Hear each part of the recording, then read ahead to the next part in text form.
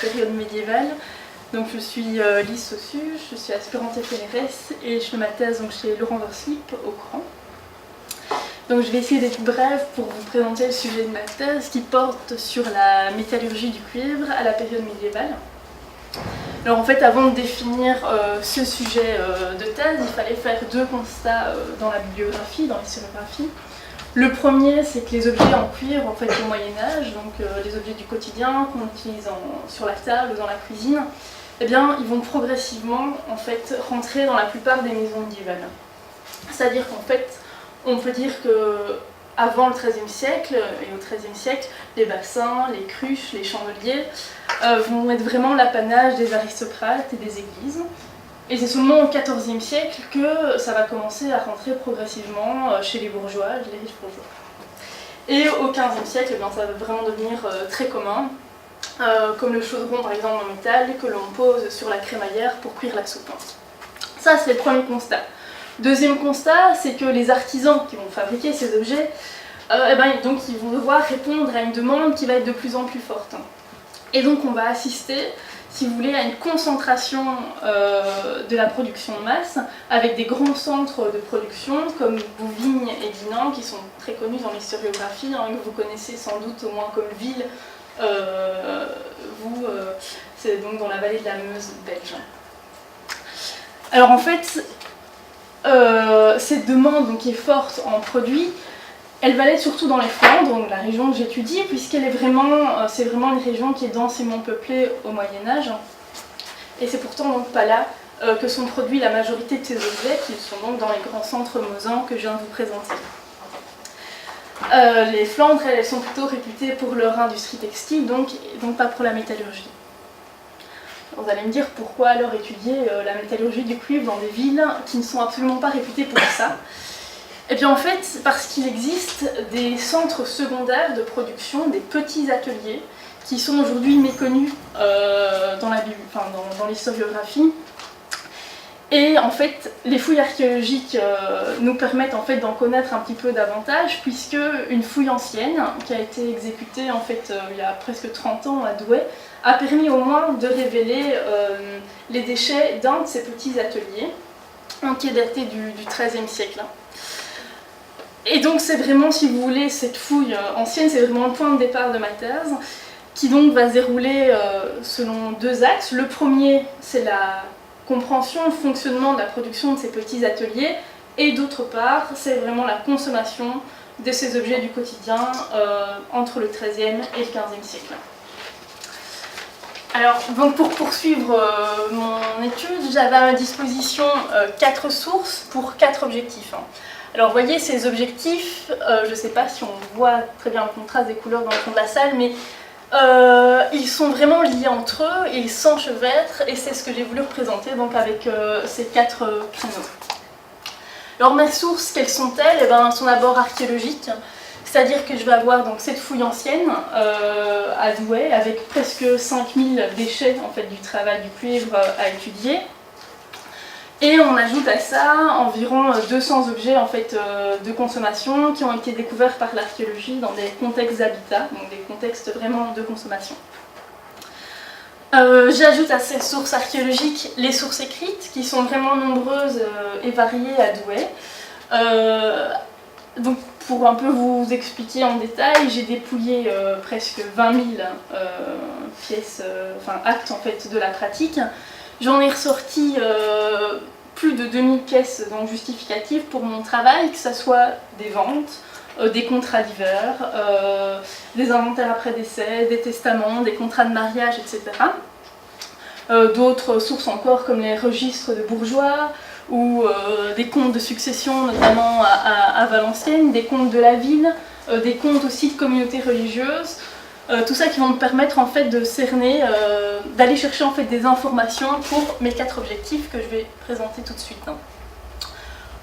2 sources donc principales, archéologiques et écrites, et puis ensuite les outils de l'archéométrie, qui étaient pour moi indispensables en métallurgie, qui m'ont permis en fait, d'acquérir presque 350 analyses de composition, donc élémentaires, des alliages qui sont mis en œuvre à la fois dans les ateliers pour les déchets d'atelier et à la fois pour les objets de consommation.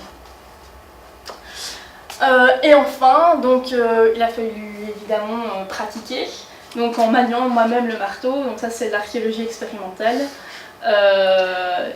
Je vois qui s'appelait dans la salle, c'est bien.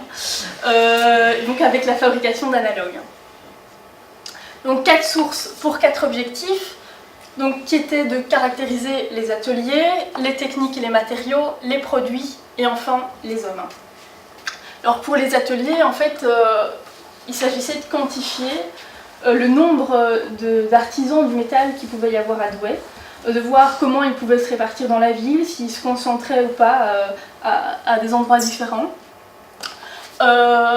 C'était à partir de cette vision donc, très générale de la ville avec cette répartition spatiale, de voir un exemple en particulier, donc ça c'est la fouille de l'atelier, la fouille archéologique, et à partir de cette fouille archéologique, de comprendre en fait cet atelier en définissant l'étendue, quel espace il prend, comment il est organisé, comment les déchets se répartissent-ils au sein de l'atelier, est-ce que ça montre une organisation du travail ou pas, et surtout la nature donc de la production de cet atelier. Ensuite, les techniques, ça c'était comprendre, identifier quelles étaient les techniques utilisées dans ces ateliers, vérifier les hypothèses de chaîne opératoire, notamment via l'archéologie expérimentale, et essayer aussi de percevoir derrière ces techniques des données socio-économiques qui sont induites donc derrière elles. Après les techniques, évidemment c'est lié, il fallait caractériser les matériaux. Donc ça c'est via les outils de l'archéométrie notamment. Et donc de se poser la question, tiens, est-ce qu'on a des différences d'alliage, des groupes d'alliage en fonction de la chronologie, en fonction de la technique utilisée ou encore en fonction du type d'objet. Donc évidemment c'est lié, troisième objectif, les produits. Et pour ce faire, il fallait d'abord nommer les choses, c'est-à-dire que à partir des sources écrites, on perçoit en fait une polysémie des choses, des objets, une certaine multifonction aussi qu'il fallait cerner.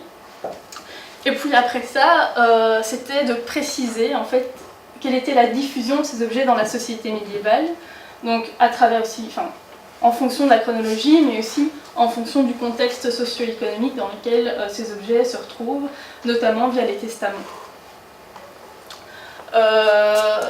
Voilà, donc en fait, on pourrait dire que rien n'a vraiment de sens sans les hommes, qui sont derrière ces 3 derniers engrenages que je viens de vous présenter.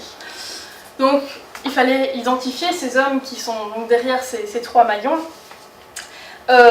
Et pour ça, les différentes sources, en fait, me permettaient de savoir qui fait quoi, quelles sont les réalités qui se cachent derrière les différents métiers, mais surtout, qui fait et qui fait faire. Et donc, là, il y avait une ambition donc, de décrire des liens de dépendance entre les hommes, mais aussi de voir s'il y avait des liens familiaux, d'assistance, de fidélité, d'amitié, et donc de voir un petit peu les réseaux qu'il y avait dans la ville entre les différents métiers du métal, entre des familles, et voir comment s'organisait en fait le métier. Donc ça, c'est en fait abouti par rapport donc, à toutes ces questions-là au moyen de la prosopographie, qui permet d'analyser des familles, et des individus et des réseaux. Alors ces hommes, ils ont aussi des niveaux de fortune qui peuvent varier, et là, il fallait en fait préciser ces niveaux de fortune, voir s'il y avait par exemple des hommes qui s'enrichissaient, qui avaient une certaine promotion sociale, et donc des formes de mobilité sociale entre ces hommes.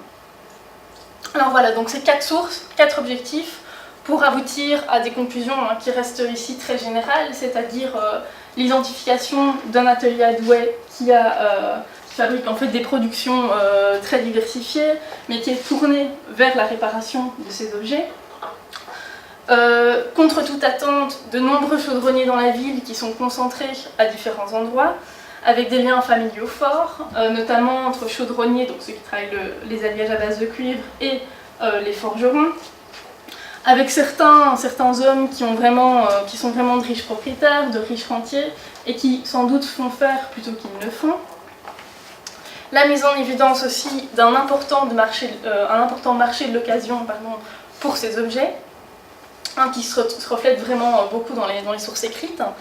Et enfin, une opposition de savoir-faire entre les objets qui sont obtenus par fonderie, donc dans un moule, et les objets qui sont obtenus par martelage, donc sur tôle.